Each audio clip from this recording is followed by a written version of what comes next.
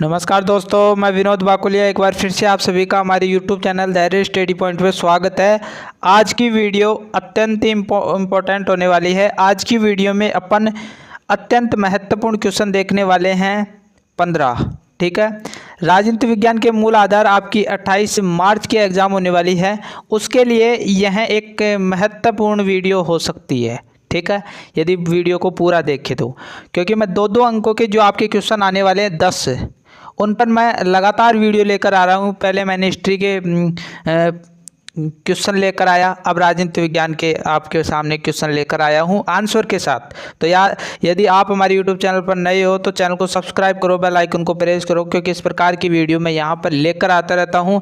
यदि आपने Telegram group channel को ज्वाइन नहीं किया है तो उसका लिंक डिस्क्रिप्शन बॉक्स में मिल जाएगा। वहाँ पर बहुत सारे स्टूडेंट हैं, क्योंकि ये जो PDF है यदि आप लेना चाहो तो वहाँ पर आप ले सकते हो इसकी PDF, लेकिन आपको वहाँ पर जाकर जो कमेंट करना होगा कि हमें PDF चाहिए, तो ये PDF मिल जाएगी आपको। ठीक है, ज़्यादा मेहनत करनी नहीं पड़ेगी आपको, ऐसे कैसे इस PDF से ही आप पढ़ लोगे। ठीक है, तो आइए वीडियो को स्टार्ट करते हैं। सबसे पहले पहला क्वेश्चन देखते हैं। पहला क्वेश्चन अत्यंत इम्पोर्टेंट है। ठीक है, बार बार ये क्वेश्चन रिपीट होता रहता है। पहला क्वेश्चन है, 4 आधुनिक राजनीतिक विद्वानों या वैज्ञानिकों के नाम लिखिए। ठीक है, या फिर ये क्वेश्चन इस प्रकार भी आ सकता है कि राजनीतिक विज्ञान के आधुनिक दृष्टिकोण के 4 अग्रणी विद्वानों के नाम लिखिए। ठीक है, जो आधुनिक दृष्टिकोण रहा आपका, यहाँ पर भी आधुनिक दृष्टिकोण ही है। ठीक है, तो जो आधुनिक दृष्टिकोण रहा, उस आधुनिक दृष्टिकोण में कौन कौन से प्रमुख विद्वान रहे हैं। ठीक है, तो इसको अपन ट्रिक के आधार पर याद करने वाले हैं, क्योंकि मुझे पता है कि आपको ये नाम याद करने में है ना जो बहुत मुश्किल होती है, क्योंकि मैं भी इस दौर से गुजरा हुआ हूँ। क्योंकि ये जो नाम है ना वो अलग ही होते हैं और ये नाम याद नहीं रह पाते। ठीक है, तो मैं ट्रिक लेकर आया हूँ आपके लिए। अपन को 4 विद्वानों के नाम याद रखने हैं। तो पहले तो अपन है ना जो माइंड में से इनको निकाल देंगे कि ये चीज़ें हैं। ठीक है, पहला है कैटलिन, बार बार सुना होगा आपने नाम, और मैंने इस पर बड़ी क्लास ली थी, इस पर 20 अंकों के जो क्वेश्चन थे उन पर यह नाम रिपीट हुआ था। ठीक है, दूसरा है लासवेल, तीसरा है रॉबर्ट ए डहेल और चौथा है पिनोक। ठीक है, तो ये 4 विद्वान हैं। बढ़िया तरीके से माइंड में से एक बारी इनको है ना जो निकाल लो। अब यहाँ पर देखो बिल्कुल अच्छा ट्रिक बनाया है मैंने, आपको बिल्कुल भी परेशानी नहीं होगी, क्योंकि मैं जानता हूँ यदि आपको क्लियर ही नहीं हो रहा है तो फिर मेरा कोई मतलब नहीं है। ठीक है, तो जो कैलाश रोने लगा पिन चुबाने पर। ठीक है, कैलाश को किसी ने पिन चुबा दी और वो रोने लगा। ठीक है, तो इस का मतलब क्या है? आधुनिक दृष्टिकोण है इसका अर्थ। ठीक है, क्यों ये जो है ना आधुनिक, ये क्यों मैंने ये क्यों लिखा? क्योंकि अपन को आगे जो क्वेश्चन आने वाले हैं उसमें अपन को परंपरागत राजनीतिक दृष्टिकोण के जो विद्वान हैं उनका भी नाम याद करना है। तो फिर कंफ्यूजन हो जाएगा कि आधुनिक जो विद्वान है वो परंपरागत में कन्वर्ट हो जाएंगे। ठीक है, तो माइंड में ऐसा हो जाता है, कंफ्यूज हो जाता है, इसलिए मैंने लिख दिया। ठीक है, क्योंकि कैलाश जब रोएगा तो नहीं कहेगा कि दर्द हो गया, ऐसे कुछ नहीं कहेगा। तो देखो कैलाश जो है ना उसका जो के है, इसका अर्थ देखो के इसमें भी है, तो इससे क्या बनेगा? कैटलिन। ठीक है, तो एक आइडिया हो जाएगा, दिमाग में आसानी से कर पाओगे कि भाई के का मतलब तो यार कैटलिन हमने याद किया था। राइट, बिल्कुल सही तरीके से कर पाओगे। ला का मतलब देखो यानी लासवेल इसका बन जाएगा। ठीक है, तो और आगे जो रो है, क्योंकि ये जो स है ना वो साइलेंट रह गया। ठीक है, और रो का मतलब रोबोट ए डहेल। बस एक हिंट चाहिए अपन को, और क्या चाहिए? पी का मतलब क्या है? पिनोक। ठीक है, तो इस प्रकार ये 4 आप याद रख लोगे, बिल्कुल ही आसानी तरीके से मैंने समझा दिया है। ठीक है, तो यदि वीडियो थोड़ा सा भी अच्छा लग रहा है तो वीडियो को लाइक करके अवश्य जाएं। ठीक है, आगे चलता हूँ। दूसरा क्वेश्चन, वीडियो थोड़ा लंबा हो सकता है, लेकिन मैं जो चीज़ें समझाता हूँ फिर आत्मा से मैं चीज़ें समझाता हूँ। जल्दी कई वीडियो आपको मिलेंगे जिसमें रीडिंग भरवा रखी है, वैसा नहीं करता मैं। प्रश्न 2, राजनीति विज्ञान के परंपरागत दृष्टिकोण की 2 विशेषताएं लिखिए। ये क्वेश्चन भी बार बार आता रहता है। ठीक है, राजनीति विज्ञान के 2 दृष्टिकोण रहे। परंपरागत राजनीतिक दृष्टिकोण जो द्वितीय विश्व युद्ध से पहले ही प्रचलित रहा, और आगे अपन देखेंगे आधुनिक दृष्टिकोण की विशेषता, तो वो द्वितीय विश्व युद्ध के बाद में रहा। मैंने ऑलरेडी बढ़िया तरीके से क्लास में पढ़ाया भी आपको। ठीक है, तो इसकी 2 विशेषता देख लो। परंपरागत राजनीतिक दृष्टिकोण में राजनीतिक व्यवस्थाओं के बारे में कोई कल्पना मस्तिष्क में कर ली जाती है क्या होता है कि जो परंपरागत राजनीतिक दृष्टिकोण जो था ये कल्पनाओं पर आधारित था, ठीक है।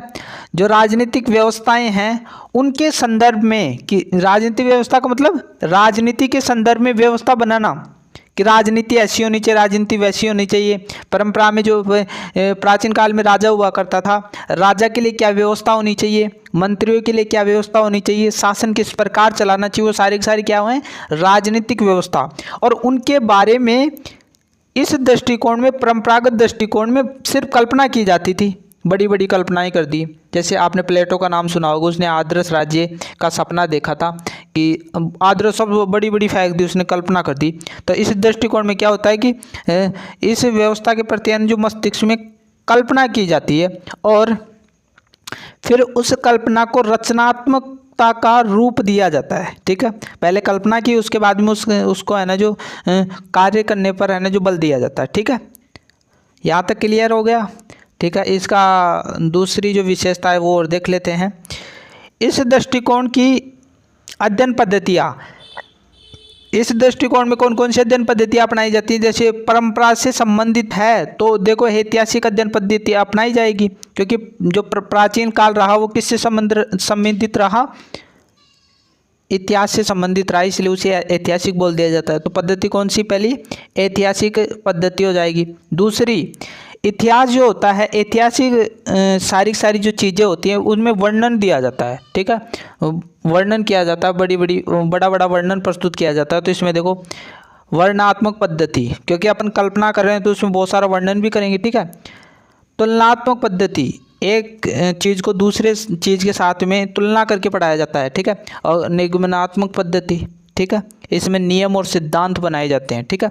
तो ये इस दृष्टिकोण में ये चार पद्धतियाँ काम में ली जाती हैं, यानी आदि को सम्मिलित किया गया है, ठीक है। तो ये दो विशेषताएं आसानी से लिख दोगे परंपरागत दृष्टिकोण की, ठीक है। आसानी से आपको सही समझ में आ गया होगा, आशा करता हूँ। उसके बाद में तीसरा क्वेश्चन हमारे सामने, आधुनिक राजनीतिक विज्ञान की कोई 3 विशेषताएं बताइए। अब देखो हमने है ना जो परंपरागत राजनीतिक दृष्टिकोण की विशेषता पढ़ी है अभी, ठीक है। अब दूसरे दृष्टिकोण यानी आधुनिक दृष्टिकोण जो उसके बाद में आया, यानी द्वितीय विश्व युद्ध के बाद में जो दृष्टिकोण आया उसकी विशेषता पूछ रहा है, ठीक है। तो देखो दोनों में अंतर कितना होगा। आधुनिक दृष्टिकोण सबको पता है क्यों आया था, क्योंकि जो परंपरागत राजनीतिक दृष्टिकोण था उसमें काफ़ी बुराइयां आ गई थी, काफ़ी यानी वो सही काम नहीं कर पाया राजनीति में, इसलिए उसमें सुधार करने के लिए आया था। ये क्वेश्चन किस प्रकार आ सकता है, और राजनीति विज्ञान के आधुनिक दृष्टिकोण की विशेषता, सिर्फ आप ये शब्द ध्यान में रखो, आधुनिक दृष्टिकोण और विशेषता, ठीक है, ज़्यादा कन्फ्यूज नहीं हो गए, ठीक है। अब इसका आंसर देख लेते हैं। आंसर देखो मैंने ट्रिक के आधार पर आपको बताया है, ठीक है। इसमें भी देख लो मैंने है ना जो ट्रिक बना दिया आपके लिए, ताकि आपको ज़्यादा परेशानी नहीं हो, आपको तो सिर्फ पढ़ना है बढ़िया तरीके से। सॉरी, पहला है इसमें, यह दृष्टिकोण वैज्ञानिक अध्ययन पर बल देता है, ठीक है। अब इस शब्द को ध्यान में रखो, ठीक है। मैंने बार बार क्लास में भी कहा था कि ये वैज्ञानिक चीज़ों को बनाना चाहता था। आधुनिक दृष्टिकोण देख लो या व्यवहारवाद देख लो, ये चीज़ों को वैज्ञानिक बनाना चाहता था, तो ये वैज्ञानिकता पर बल देता है, ठीक है। इसके बाद में दूसरा जो इसमें है, यह दृष्टिकोण यथार्थवादी यानी वास्तविक, जो एक्चुअल में जो चीज़ें हैं, यहाँ पर कल्पना नहीं की जा रही परंपरागत राजनीतिक दृष्टिकोण की तरह, यहाँ पर जो वास्तविक चीज़ें हैं, जो चीज़ें फैक्ट हैं, जो माइंड की कसौटी पर खरी उतरी हैं, उनको ही यहाँ पर माना जाएगा, ठीक है। और मूल्य निरपेक्ष अध्ययन पर बल देता है, ठीक है। तो ये शब्द आप ध्यान में रखो, वैज्ञानिक अध्ययन, यथार्थवादी और मूल्य निरपेक्ष, ठीक है। तो आपको तो ये तो पता ही है कि यह दृष्टिकोण वैज्ञानिक अध्ययन पर, ये शब्द आप ध्यान में रखो बस, आप तो वो विशेषता बन जाएंगे। तो इस प्रकार आप लिख कर आ सकते हो। मूल्य निरपेक्ष क्या होता है, देखो दो चीज़ें हैं, एक मूल्य सापेक्ष होता है, एक मूल्य निरपेक्ष होता है। इस निरपेक्ष का अर्थ क्या होता है, क्योंकि आपको अर्थ भी पता होना चाहिए। यदि आपको बड़ा थोड़ा 4 नंबर का क्वेश्चन बना दे तो फिर आसानी से आप कर पाओगे, ठीक है, थोड़ा बढ़ाकर इसको लिख पाओगे। निरपेक्ष का मतलब यानी एक प्रकार से नकारात्मक स्वरूप होता है, ठीक है। और मूल्य का मतलब क्या होता है, जो मानव की भावनाएं, जो मानव के स्वयं के विचार हैं, वो सारी की सारी चीज़ें। तो इसमें इसका मतलब तो ये हुआ कि जो मानव की जो खुद की भावनाएं हैं, खुद की कल्पनाएं हैं, खुद के सिद्धांत है, खुद के बनाए हुए, उनको नहीं शामिल किया जाता, ये बात है, ठीक है। तो जैसे राजनीति पर डिस्कस किया जा रहा है, तो मानव, जैसे मैं मान लीजिए राजनीतिक वैज्ञानिक हूँ, ठीक है, मैं यदि इस दृष्टिकोण के अंतर्गत हूँ ना, तो मैं अपनी जो भावनाएं हैं, अपने जो विचार हैं, उनको इसमें शामिल नहीं कर सकता। ये तो वैज्ञानिक है, जो चीज़ फैक्ट है उसको ही मैं शामिल कर सकता हूँ। कोई भी आंकड़ा हुआ जो माइंड की कसौटी पर खड़ा उतरा, उसको ही एक्सेप्ट कर सकता हूँ। तो निरपेक्षता पर बल देता है। लेकिन जो सापेक्ष आप देखते हो, मूल्य सापेक्ष, आपको शब्द देखने को मिलेगा, मूल्य सापेक्ष, एक दूसरे के विपरीत है। इनमें क्या होता है मूल्य सापेक्ष में, कि मानव की जो भावनाएं, विचार है, उनको सम्मिलित किया जाता है। तो मूल्य सापेक्ष कौन था? परंपरागत राजनीतिक दृष्टिकोण था, क्योंकि वहाँ पर कल्पना की जा रही थी, और कल्पना है ना जो व्यक्ति खुद करता है, और उसके आधार पर उस सारी चीज़ों को देख लेता है। तो बढ़िया तरीके से आपको समझ में आ गया होगा। अब मैं आपको इसको ट्रिक के आधार पर कैसे समझाता हूँ, ऐसे बढ़िया तरीके, वैसे भी आपको बढ़िया तरीके से समझ में आ गया होगा, लेकिन ट्रिक भी देख लेते हैं, कभी आप भूल जाओ। वे यहाँ किताबों का मूल्य देने आए थे, ठीक है, एक वाक्य है, इसको याद कर लो। अब आपको ज़्यादा समस्या नहीं होने वाली है। ये जो वह है ना, इससे क्या बनेगा? वैज्ञानिक अध्ययन, ठीक है। तो ये वैज्ञानिक अध्ययन आपको बढ़िया तरीके से याद हो जाएगा। ये चीज़ें आप पहले लिख ही दोगे, ठीक है। यहाँ जो यह है ना, उससे क्या बनेगा? यथार्थवादी, यथार्थवादी, ठीक है। और इस मूल्य से क्या बनेगा? मूल्य निरपेक्ष। तो एक विशेषता ये हो जाएगी दूसरे नंबर वाली, कि यह दृष्टिकोण यथार्थवादी और मूल्य निरपेक्ष पर बल देता है, ठीक है। तो बढ़िया तरीके से आपको क्लियर हो गया होगा। यदि अभी भी आपको क्लियर नहीं हो रहा, तो वापस से वीडियो को रिपीट करके आप देख सकते हो, कोई दिक्कत वाली बात नहीं है।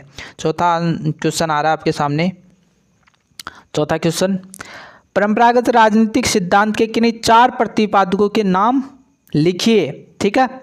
या ये क्वेश्चन इस प्रकार भी आ सकता है, राजनीतिक शास्त्र के परंपरागत दृष्टिकोण के 4 विद्वानों के नाम लिखिए। तो इस शब्द को ध्यान में रखो आप। तो बस ये जो शब्द दे रखा है ना, परंपरागत, यानी परंपरागत विद्वान पूछ रहा है, बस इतना ध्यान रखो। तो हमने पहला क्वेश्चन क्या देखा था? आधुनिक राजनीतिक सिद्धांत के जो विद्वान थे वो देखे थे। अब यहाँ पर आपको कन्फ्यूज नहीं होगा, क्योंकि वहाँ पर हमने आ लगा दिया था, आ कैलाश लगा दिया था ना वहाँ पर। तो अब कोई दिक्कत, कन्फ्यूज नहीं होने वाला है। अब इसको भी मैं बढ़िया तरीके से याद कराऊंगा आपको। देखो, इसके परंपरागत राजनीतिक दृष्टिकोण के 4 विद्वान रहे। पहला है सुकरात, प्लेटो, अरस्तु और सिसरो, ठीक है। इनके बीच में एक क्रम है, इनके बीच में रिलेशन बहुत तगड़ा है, बहुत खतरनाक है, ठीक है। अब जो मैं बता रहा हूँ ना, वो ट्रिक नहीं है, वो एक्चुअल में ज्ञान है, ठीक है। जो सुकरात का आप नाम जानते हो, यूनान में एक प्रसिद्ध दार्शनिक हुआ, ठीक है, सुकरात था, ठीक है। सुकरात का शिष्य कौन था? प्लेटो। और प्लेटो का शिष्य कौन बना? अरस्तु। तो तीनों में एक प्रकार से बहुत ही खतरनाक रिलेशन था। और भी इम्पोर्टेंट बात बताना चाहूँगा आपको, ताकि आपकी इनकी कहानी सुनकर जो मज़ा आ जाए, ठीक है। सुकरात कौन था? यूनान में खुला विश्वविद्यालय चलाता था ये। खुला विश्वविद्यालय का मतलब क्या है? कि कहीं पर भी बैठकर, है ना, चौराहे पर बैठकर विद्यार्थियों को शिक्षा देने लग जाता था, और यूनान के लोग इसको बहुत प्यार करते थे, ठीक है। और ये जो प्लेटो था ना, ये तो बहुत ज़्यादा प्यार करता था। इसको जब पता चलता था ना कि सुकरात है ना जो इस चौराहे पर आ रहा है, ये पहले पहुंच जाता था शिक्षा ग्रहण करने के लिए। तो ऐसे शिष्य चाहिए हमें तो, ठीक है।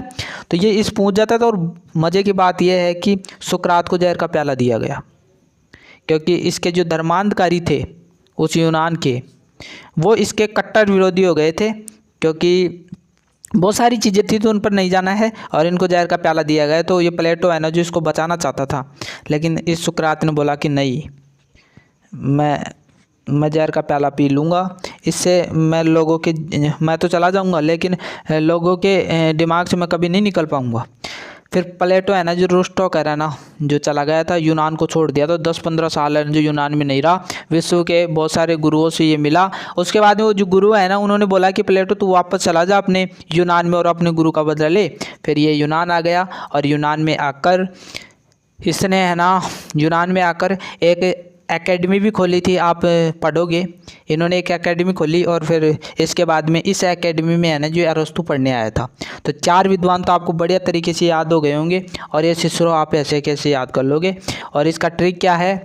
अरस्तु आंसू बहे प्लेटो के, आंसू बहे प्लेटो के। आंसू क्यों बहे? क्योंकि इनके गुरु को जहर का प्याला दिया गया, और गुरु को जब जहर का प्याला दोगे तो यदि आप सच्चा अपने गुरु से प्यार करते हो तो आंसू बहेंगे, ठीक है। तो इस आ से क्या बनेगा? अरस्तु। सु से क्या बनेगा? सुकरात। और प्लेटो से बन जाएगा प्लेटो, और ये जो स है इससे बन जाएगा सिसरो। तो बढ़िया तरीके से आपको समझ में आ गया होगा। आगे चलता हूँ, इससे अच्छा आपको कोई समझा नहीं सकता, मैं अपनी बड़ाई नहीं कर रहा, मेरे को खुद को ऐसा लगता है, ठीक है। इसके बाद में आगे चलते हैं,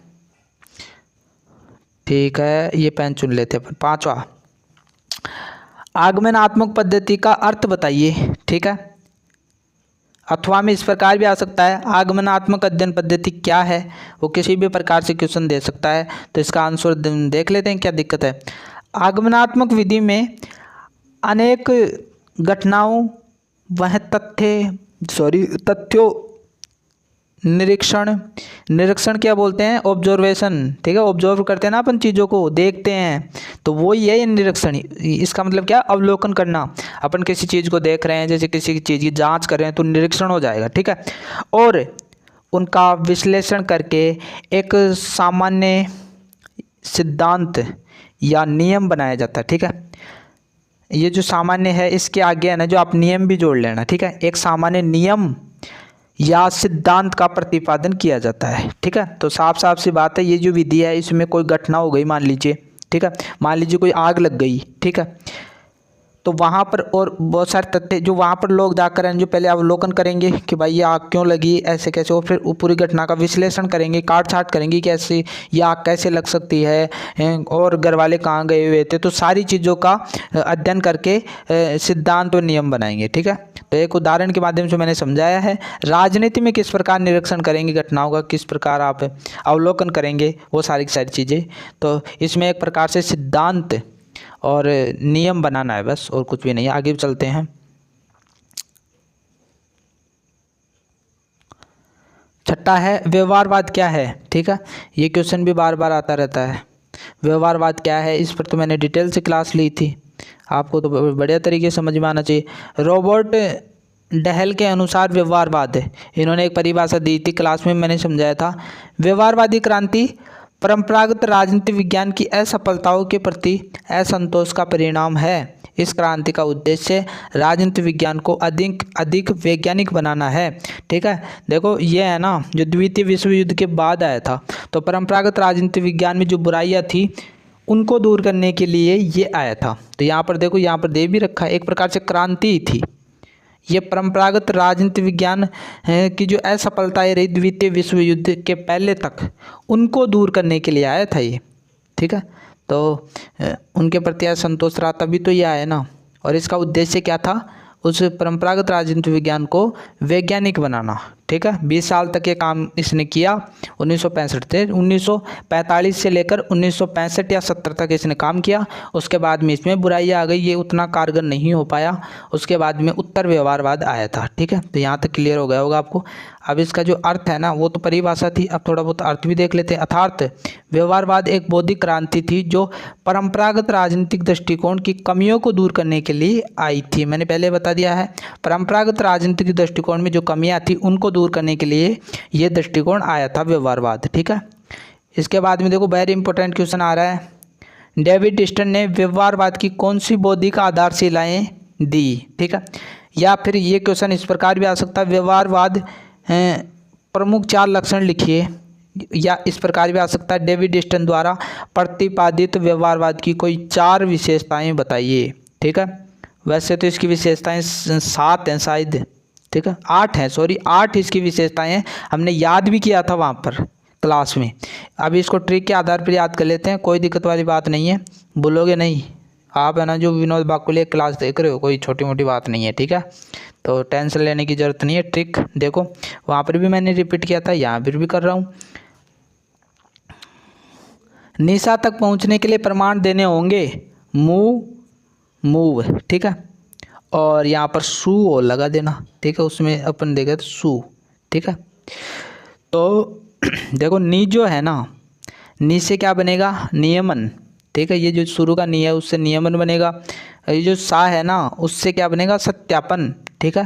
तक, इससे क्या बनेगा, तकनीकों का प्रयोग, ठीक है। और इसके बाद में प्रमाण से परिमाणीकरण, ठीक है। 4 तो अपन को ऐसे याद हो जाएंगी। और फिर इसके बाद में देखो, 4 तो हमने यहाँ तक कर ली ना। यदि आप 7 के 7 याद करना चाहो या 8 के 8 याद करना चाहो तो अभी कर लो। क्यों? क्योंकि इसे 4 नंबर का ये क्वेश्चन बना दिया आपका, तो फिर उसको आसानी से आप कर पाओगे। ठीक है, तो मूव और सू से अपन 3 बनाएंगे। तो मुँह का मतलब क्या होता है?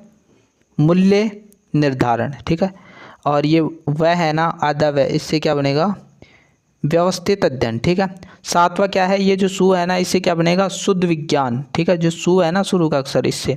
और इसके बाद में 8वां अपन अपने आप याद कर लेंगे वैसे ही, इसके लिए कोई ट्रिक नहीं है। मानव जीवन का एकीकृत अध्ययन। तो इस प्रकार आप याद कर सकते हो। सारी की सारी चीज़ें मैंने स्पष्ट तरीके से आपको समझा दी है। अब देखो 8वां क्वेश्चन देख लेते हैं। व्यवहारवाद की कोई 2 आलोचनात्मक बिंदुओं को लिखिए। अब अपन है ना जो आलोचना करने वाले हैं व्यवहारवाद की। क्यों? क्योंकि इसमें भी बुराइयाँ थी। ठीक है, कोई भी व्यक्ति होता है वो पूर्ण परफेक्ट नहीं होता है, कोई भी दृष्टिकोण होता है वो पूर्ण परफेक्ट नहीं होता है, कोई भी सिद्धांत वो पूर्ण परफेक्ट नहीं होता है। उसमें कुछ न कुछ कमियाँ होंगी, चाहे कमियाँ कमी हो। ठीक है, लेकिन उसमें कुछ न कुछ कमियाँ होती हैं। तो जब कमी होगी तभी तो अपन आलोचना करेंगे ना। तो व्यवहारवाद के 2 दोष लिखिए। दोष भी आ सकता है। ठीक है, वो किस प्रकार से क्वेश्चन दे सकता है। ठीक है, तो आगे इसके दोष पढ़ लेते हैं, क्या दोष रहे। ठीक है, उत्तर। पहला दोष देखो, व्यवहारवादियों के कथन एवं आचरण में अंतर विरोध दिखाई पड़ता है। यहाँ पर देखो, कथन का मतलब क्या होता है? कुछ बोल दिया हो। जो व्यवहारवादियों ने जो प्रस्तुत किया इस दृष्टिकोण में, जो बातें बताई, वो कथन हो जाएंगे। और आचरण का मतलब जो कार्य किए, उनके बीच में अंतर विरोध दिखाई पड़ता है। क्यों? क्योंकि इसमें व्यवहारवाद जो था, ये व्यवहारवादी जो थे, इनमें कोई एक विद्वान नहीं था, इसमें बहुत सारे विद्वान थे। और बहुत सारे विद्वान रहेंगे तो सबकी सोच एक जैसी थोड़ी होती है। उनके कथन और आचरणों में विरोध नहीं होगा क्या? यदि आप क्लास में हो और 15 स्टूडेंट हो तो उनके सबके विचार थोड़ी है। आप किसी चीज़ पर काम कर रहे हो तो आपको अंतर विरोध भी उत्पन्न हो सकता है। तो ऐसा ही इनके साथ में हुआ, क्योंकि एक तरफ वे मूल्य निरपेक्ष अध्ययन पर जोर देते हैं, तो दूसरी तरफ तानाशाही शासन की तुलना में उदारवादी लोकतंत्र की श्रेष्ठता को को स्वयं सिद्ध मानते हैं। ठीक है, यहाँ पर देखो बड़ी अच्छी बात बताई है कि इनके बीच में अंतर विरोध क्यों दिखाई देता है। क्योंकि मैंने बताया मूल्य निरपेक्ष का मतलब क्या होता है कि ये एक तरफ क्या बोलते हैं कि भावनाएं व्यक्ति की जो होती है, व्यक्ति की जो सोच होती है, उसको इसमें यानी शामिल नहीं किया जाएगा। लेकिन दूसरी तरफ क्या बोलते हैं ये कि तानाशाही की तुलना में उदारवादी लोकतंत्र को ये श्रेष्ठ बताते हैं। उदारवादी लोकतंत्र को ये श्रेष्ठ बता रहे हैं। ठीक है, तो क्लियर हो रहा होगा। बाद में आगे चलते हैं। दूसरा, व्यवहारवादियों ने व्यवहारवाद में जो शब्द प्रयोग में दिए उनमें त्रुटि दिखाई देती है। उनके तर्क अर्थहीन हैं, उनका कोई मतलब नहीं है उन्होंने जो तर्क दिए हैं। ठीक है, तो इसमें आपको क्लियर हो गया कि जो उन्होंने शब्द दिए, जो उन्होंने शब्द यूज लिए, उनमें बहुत सारी त्रुटि दिखाई देती है, गलतियां दिखाई देती हैं। और उन्होंने जो तर्क दिए, लॉजिक दिए, जो बात बताई, उसका कोई अर्थ ही नहीं निकलता। तो ये 2 इसकी आलोचना हो जाएंगी। ठीक है, 9वां क्वेश्चन बढ़ता हूँ आगे। 9वां क्वेश्चन, उत्तर व्यवहारवाद क्या है। देखो, व्यवहारवाद के बाद में कौन सा व्यवहारवाद आया? उत्तर व्यवहारवाद आया। ठीक है, क्यों आया था ये व्यवहारवाद में जो कमियां थी और जो परंपरागत राजनीतिक दृष्टिकोण में जो कमियां थी उनको दूर करने के लिए आया था। अथवा ये क्वेश्चन इस प्रकार भी आ सकता है कि उत्तर व्यवहारवाद का अर्थ बताइए। ठीक है, तो किसी प्रकार से क्वेश्चन आ सकता है, इसको पढ़ लेते हैं बढ़िया तरीके से। उत्तर व्यवहारवाद एक ऐसी क्रांति थी, एक प्रकार से क्रांति थी। ठीक है, क्रांति क्या होती है? किसी भी चीज़ में परिवर्तन लाने के लिए सारे मिलकर काम करें, जिसमें परंपरागत राजनीतिक दृष्टिकोण और व्यवहारवाद की कमियों को दूर करके उनमें तालमेल बैठाने का प्रयास था। ठीक है, मैंने पहले कह दिया है कि द्वितीय विश्व युद्ध के बाद में कौन सा दृष्टिकोण आया? परंपरागत राजनीतिक दृष्टिकोण। उसके बाद में व्यवहारवाद आया, या उसे आधुनिक दृष्टिकोण भी बोल सकते हो। अब है ना जो ये कुछ भी नहीं कर पाया व्यवहारवादी दृष्टिकोण, ये परंपरागत राजनीतिक दृष्टिकोण की कमियों को दूर नहीं कर पाया, तो फिर ये आया और इसने क्या किया कि ये परंपरागत और जो व्यवहारवाद था उनमें कमियां थी, उनको दूर करके उनमें तालमेल बैठाने का प्रयास कर रहा था। ठीक है, इसमें कर्म और प्रासंगिकता पर बल दिया जाता है। ठीक है, तो ये जो दृष्टिकोण था उसमें कर्म यानी काम करने पर जोर दिया जाता है, और प्रासंगिकता का मतलब जो चीज़ खरी सही है उसको ही स्वीकार किया जाता है। तो इन दोनों चीज़ों पर ये बल देते हैं। ठीक है, तो यहाँ तक आपको क्लियर हो गया होगा। यदि समझ में नहीं आया हो तो वापस से रिपीट करके देख लेना। यह भी बिल्कुल ईजी क्वेश्चन है। ठीक है, अरस्तु के बारे में है।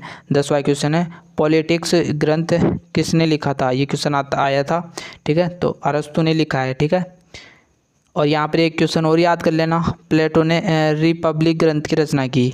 ठीक है, तो मैं बार बार मैंने रिपीट भी किया हर क्लास में, जब भी पॉलिटिकल साइंस की क्लास हुई कई बार रिपीट कर चुका हूँ कि प्लेटो ने रिपब्लिक की रचना की थी, जिसमें आदर्श राज्य की उसमें कल्पना की उसने। ठीक है, क्योंकि परंपरागतवादी दृष्टिकोण के अंतर ये प्रमुख विद्वान है, अभी हमने देखा भी है। प्रश्न 11, उत्तर व्यवहारवाद के 4 प्रमुख लक्षण या विशेषताएं लिखिए। ठीक है, तो अब अपन को उत्तर व्यवहारवाद के 4 प्रमुख लक्षण लिखने हैं। ठीक है, तो देख लेते हैं। इसका भी मैंने ट्रिक बना रखा है, सबका ट्रिक मिलेगा मेरे पास में। ऐसा इन थ्योरेटिकल चीज़ों में जो ट्रिक नहीं बनाए जाते, लेकिन मैंने सोचा कि आप कैसे याद करोगे, एग्ज़ाम भी पास में है। ठीक है, तो यहाँ पर देखो पूरा वाक्य पढ़ लो एक बारी। ताऊ समय निकल रहा है, मानव मूल्य की रक्षा कर। ठीक है, तो सबसे पहले तो वैसे याद कर लो, माइंड में से निकाल लो एक बारी। ठीक है, पहला है तकनीकी से पहले सार का महत्व है।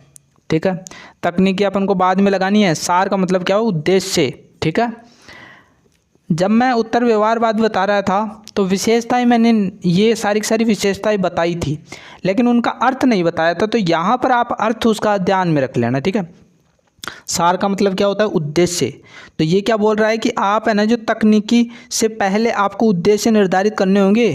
ठीक है, कोई भी काम कर रहे हो आप तो सबसे पहले आपको उद्देश्य निर्धारित करना होगा, तभी आप सफल होंगे। ठीक है, तो राजनीति विज्ञान में भी तकनीकी से पहले सार का महत्व होना चाहिए, उद्देश्य का महत्व होना चाहिए। ठीक है, दूसरा है उत्तर व्यवहारवाद सामाजिक परिवर्तन पर बल देता है, समाज पर बल देता है। वो समाज में जो बुराइयां हैं उनको दूर करने का प्रयास करता है उत्तर व्यवहारवाद। ठीक है, तीसरा समकालीन समस्याओं के लिए विश्वसनीय समाधान की आवश्यकता है।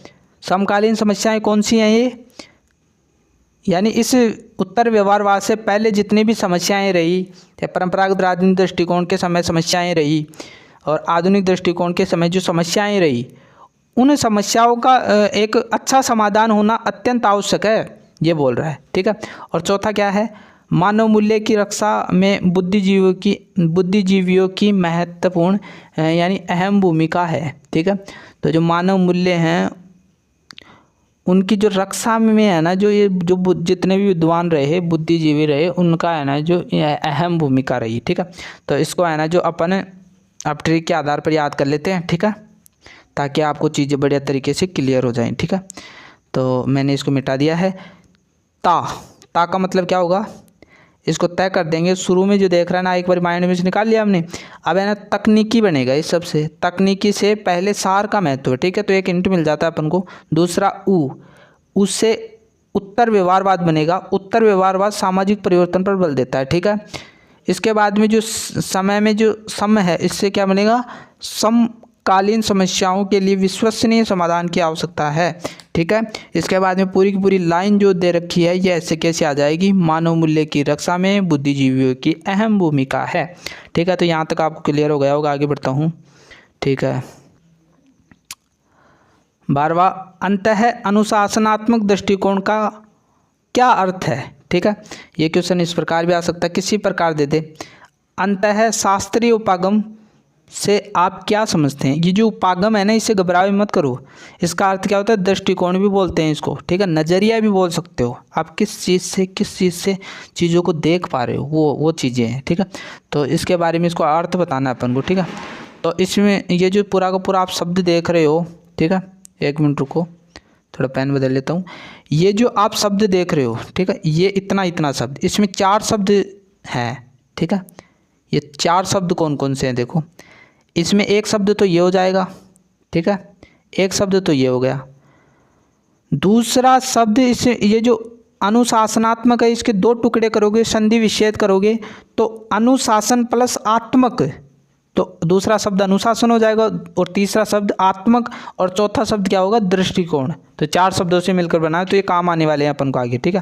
तो यहाँ पर देखो, अंतः अनुशासनात्मक दृष्टिकोण में 4 प्रमुख शब्द यानी मुख्य शब्द जिनका अर्थ इस प्रकार है, ठीक है। तो देखो, सबसे पहला शब्द अपन का निकला अंतः, जिसका अर्थ क्या है, आंतरिक संबंध। अंतः यानी अंदर, आंतरिक संबंध, ठीक है। अनुशासन, अनुशासन का मतलब क्या होता है, विषय या विद्या, ठीक है। आत्मक, आत्मक का मतलब लक्षण, और दृष्टिकोण का मतलब अध्ययन का उपागम या नजरिया, ठीक है। तो चारों शब्दों का अर्थ आप बता दोगे, ठीक है। इसके बाद में इसका जो शाब्दिक अर्थ है वो जान लेते हैं, पूरे शब्द का शाब्दिक अर्थ क्या है, ठीक है।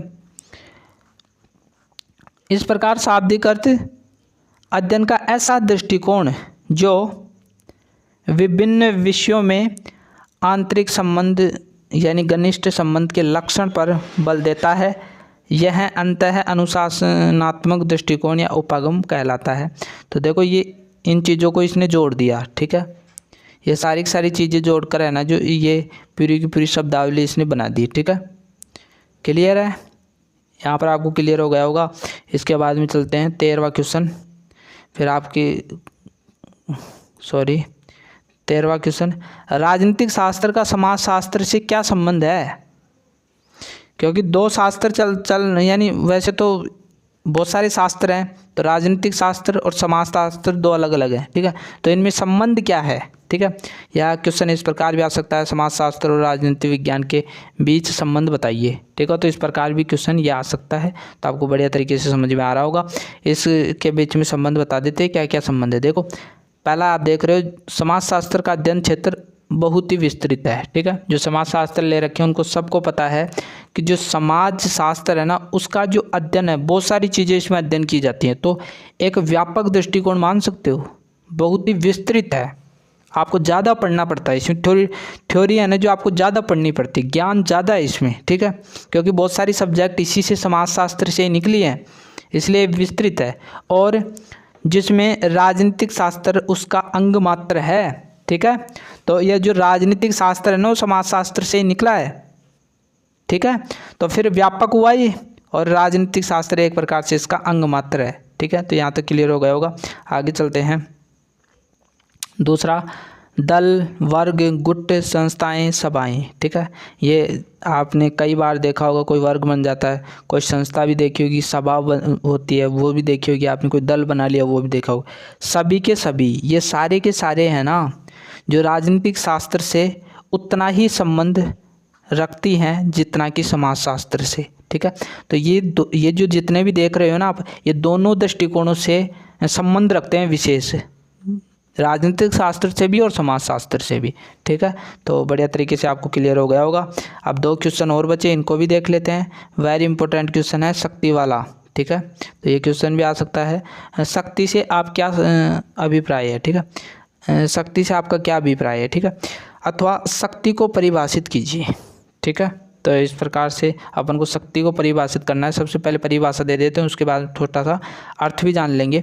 रॉबर्ट ए डहल की परिभाषा है, वैसे तो बहुत सारे विद्वानों ने इसकी परिभाषा दी है, लेकिन रॉबर्ट डहल ने जो परिभाषा दी वो देखने वाले। शक्ति व्यक्तियों के बीच पारस्परिक संबंधों की ऐसी विशेष स्थिति का नाम है जिसमें एक पक्ष दूसरे पक्ष को प्रभावित करके उसे कार्य करवा लेते हैं जिन्हें वह अन्यथा नहीं करता, ठीक है। तो यहाँ तक देखो, इसमें क्या बताया जा रहा है कि जो व्यक्ति होते हैं ना, उनके बीच में पारस्परिक संबंधों की एक ऐसी स्थिति है, शक्ति क्यों है, क्योंकि यदि मान लीजिए मैं नेता हूँ, मान लीजिए मैं पीएम हूँ, ठीक है, तो मेरे अंडर में जो काम करेंगे उनके बीच में मेरा संबंध शक्ति के कारण ही बन पा रहा है। यदि मेरे पास में शक्ति हो ना तो मेरा काम नहीं करेंगे वो। और यदि मैं वो हूँ ना, मान लीजिए सीएम हूँ, सीएम बोल रहा था, सीएम हूँ, तो मेरे पास में शक्ति है, मेरे पास में पावर है, तो वो जो मंत्री है ना वो मेरे काम करेंगे ज़रूर। तो ये जो शक्ति होती है ना, वो पारस्परिक बीच में जो संबंध स्थापित करती है और करना पड़ता है, ठीक है।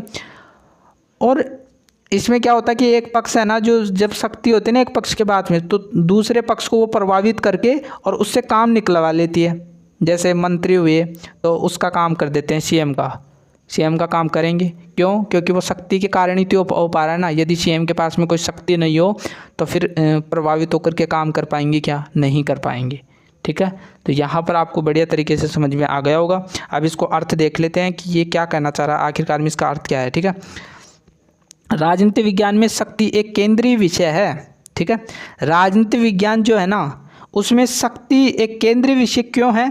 क्योंकि राजनीति चली किस पर रही है? शक्ति पर। यदि है ना जो राजनीति में जो शक्ति नहीं हो ना, तो कोई भी व्यक्ति है ना जो राजनीति में आना ही नहीं चाहेगा। एक सरपंच भी आप देखते हो ना, तो वो राजनीति में क्यों आ रहा है? उसको पता है कि अपन सरपंच बन जाएंगे ना तो ये शक्ति मिलेगी, हमें पावर मिलेगी। ठीक है, जैसे पीएम का उदाहरण ले लेते हैं अपन। ठीक है, पीएम जो है ना वो सत्ता में क्यों आया? क्योंकि उसको पता है कि मेरे पास में शक्ति आएगी, मेरे पास में आगे पीछे गाड़ियाँ चलेंगी। ठीक है, आईएएस अधिकारी मेरे नीचे काम करेंगे, मंत्रियों को जो मैं बोलूँगा वो करना पड़ेगा, पूरे देश को मेरे को सुनेंगे लोग। तो ये शक्ति है ना, जो शक्ति के बगैर है ना जो कुछ भी नहीं हो सकता राजनीति में। ठीक है, तो ये जो शक्ति है ना वो एक केंद्रीय विषय है। ठीक है, बढ़िया तरीके से उदाहरण लेकर समझा दिया मैंने। राजनीति शास्त्रियों ने शक्ति को प्रभावित करने की क्षमता के रूप में प्रस्तुत किया। ठीक है, राजनीतिक शास्त्रियों ने बताया कि शक्ति है ना जो लोगों को प्रभावित करती है। ठीक है, और शक्ति में है ना जो यही क्षमता है कि वो दूसरों को प्रभावित कर पाती है। शक्ति प्रभावित करती है। एक आईएएस अधिकारी है, उसके पास में शक्ति है तो वो प्रभावित नहीं कर रहा है कि लोगों को, लोग उसको उसकी तरफ देख रहे हैं जब उसकी गाड़ी जा रही है तो शक्ति है ना जो प्रभावित करती है। आप देख रहे हो 15वां क्वेश्चन, शक्ति व सत्ता में कोई दो अंतर बताइए। ठीक है, तो अपन को दो अंतर बताना है, शक्ति और सत्ता। ठीक है, यदि किसी व्यक्ति को सत्ता मिल गई तो उसको शक्ति भी मिलेगी, तो इनके बीच में संबंध भी है और अंतर भी है। ठीक है, या इस प्रकार से क्वेश्चन आ सकता है कि मध्य दोनों का अंतर बताइए। ठीक है, तो वही बात आ जाएगी, दोनों के बीच में अंतर कितना है। देखो थोड़ा पास लेकर आता हूँ। शक्ति भौतिक तत्व है जबकि सत्ता वैधानिक तत्व है। सत्ता वैधानिक ही है, वैधानिक का मतलब कानूनी है। एक विधायक बनता है तो जनता उसे चुनती है और संविधान उसको मानता भी है कि भाई तूने संविधान में जो लिखा हुआ है ना उसके अंतर्गत ही है ना जो तू विधायक बना है। तो वैधानिक है, कानूनी है, लेकिन ये भौतिक है। ठीक है, शक्ति मूल्य निरपेक्ष होती है। ठीक है, इसमें भावनाएं नहीं होती हैं। ठीक है, लेकिन सत्ता मूल्य सापेक्ष होती है, इसमें भावनाएं होती हैं। ठीक है, इसमें नैतिकता होती है। ठीक है, तो यहाँ तक आपको क्लियर हो गया होगा। तो 15 क्वेश्चन मैं कंप्लीट कर चुका हूँ। ये वीडियो आपको अच्छा लगा होगा, क्लियर हुआ होगा मेरे हिसाब से। तो यदि आपको क्लियर नहीं हुआ तो वापस से इसको रिपीट करके देख लेना। यदि आप कमेंट करोगे तो मैं और क्वेश्चन लेकर आ जाऊँगा। यदि आप कमेंट नहीं करोगे तो फिर मैं अन्य विषयों पर है ना जो 2 अंकों के क्वेश्चन बनाऊँगा। तो मिलते हैं एक नई वीडियो के साथ। इसी अंदाज में सभी को शुभ रात्रि। मिलते हैं एक नई वीडियो के साथ, तब तक के लिए थैंक यू।